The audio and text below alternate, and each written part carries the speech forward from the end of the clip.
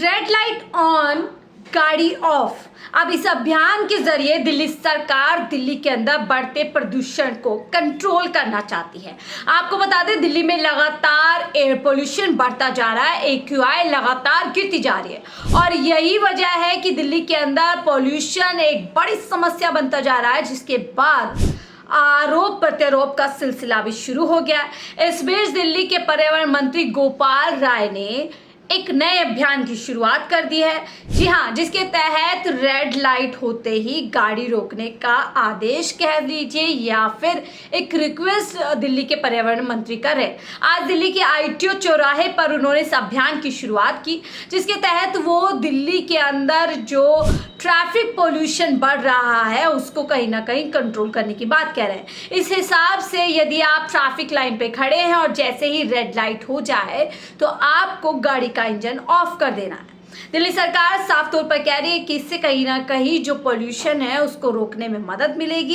क्या कुछ आज गोपाल राय जो कि दिल्ली के अंदर पर्यावरण मंत्री हैं वो कह रहे हैं। साफ तौर पर बार बार यही बात दिल्ली के अंदर कही जा रही है कि युद्ध स्तर पर पर्यावरण को रोकने के लिए, नियंत्रण करने के लिए दिल्ली सरकार पूरी तरीके से कार्यरत है। प्रदूषण के विरुद्ध आप सरकार का रेड लाइट ऑन गाड़ी ऑफ अभियान दिल्ली वालों को दिल्ली के बाहर से आने वाले प्रदूषण की मार झेलनी पड़ती है।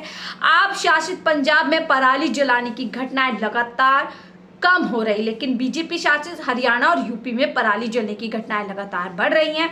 दिल्ली के अंदर आप सरकार अपना काम युद्ध स्तर पर कर रही है। इसी क्रम में आज रेड लाइट ऑन गाड़ी ऑफ जन अभियान का आगाज किया है। मेरी दिल्ली वालों से अपील है कि रेड लाइट पर सभी अपनी गाड़ियों का इंजन बंद कर ले, इससे प्रदूषण कम करने में मदद मिलेगी।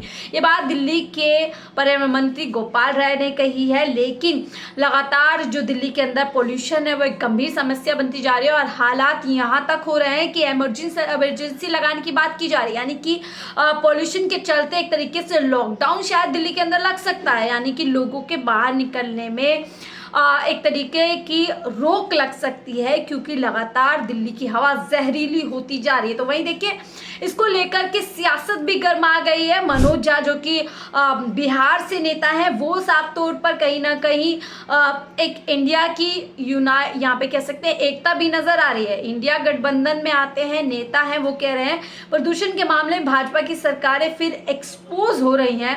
अगर पंजाब सरकार पराली बुझाने में कामयाब हो सकती है तो भाजपा शासित हरियाणा और उत्तर प्रदेश में क्यों नहीं।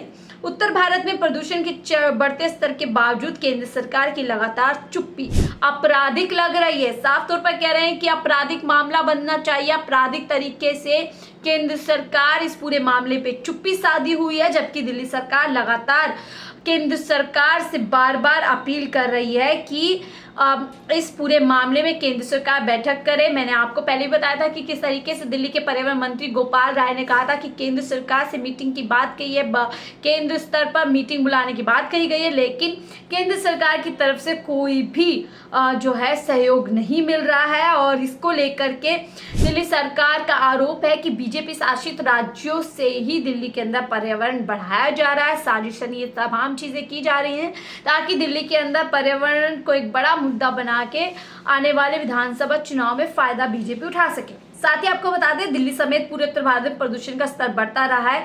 इसे कम करने के लिए ग्रैब का दूसरा चरण लागू कर दिया है, यानी कि पहला चरण जब लगा था मैंने आपको बता दिया था, यानी समस्या और ज्यादा गंभीर होती जा रही है। इसके तहत बसों और मेट्रो के फेयर बढ़ाए जाने का निर्देश दिया गया है। किराया बढ़ाने की बात यहाँ पर की गई है और RWA को कोयले की जगह हीटर का उपयोग करने को कहा गया है। इसके साथ ही पार्किंग शुल्क भी बढ़ाने को कहा गया है। वहीं ग्रैब के नियमों को कैसे लागू किया जाए, इसके लिए भी आज बैठक बुला रही है दिल्ली सरकार। और साथ ही रेड लाइट ऑन गाड़ी ऑफ की जो अभियान है वो शुरू हो चुका है, लेकिन लगातार दिल्ली में जो प्रदूषण को लेकर के जो समस्या है वो गंभीर होती जा रही है। हालांकि बीजेपी और कांग्रेस का आरोप है कि दिल्ली सरकार इस बढ़ते पॉल्यूशन के लिए पूरी तरीके से जिम्मेदार है और कहीं ना कहीं विफल नजर आ रही है। लेकिन दिल्ली सरकार का कहना है कि बीजेपी शासित राज्यों से ये पूरी की पूरी जो है साजिश को अंजाम दिया जा रहा है। ऐसे में बड़ा सवाल ये उठ रहा है कि दिल्ली के अंदर लगातार जो बढ़ती पोल्यूशन की समस्या है उसके लिए जिम्मेदार कौन है और क्या दिल्ली सरकार इस तरीके से ब्लेम गेम चल रही है उसको चला करके क्या अपनी जिम्मेदारी से भाग सकती है? यदि ऐसा कुछ है तो दिल्ली सरकार को चाहिए कि एक पब्लिक डोमेन में इस बात को पूरी तरीके से रखा जाए, जनता को बताया जाए कि किस तरीके दिल्ली सरकार के तमाम प्रयासों के बावजूद केंद्र सरकार से सहयोग नहीं मिल पा रहा है और लगातार ये जो समस्या है वो गंभीर बनती जा रही है। लेकिन इसके विपरीत हम देख रहे हैं कि एक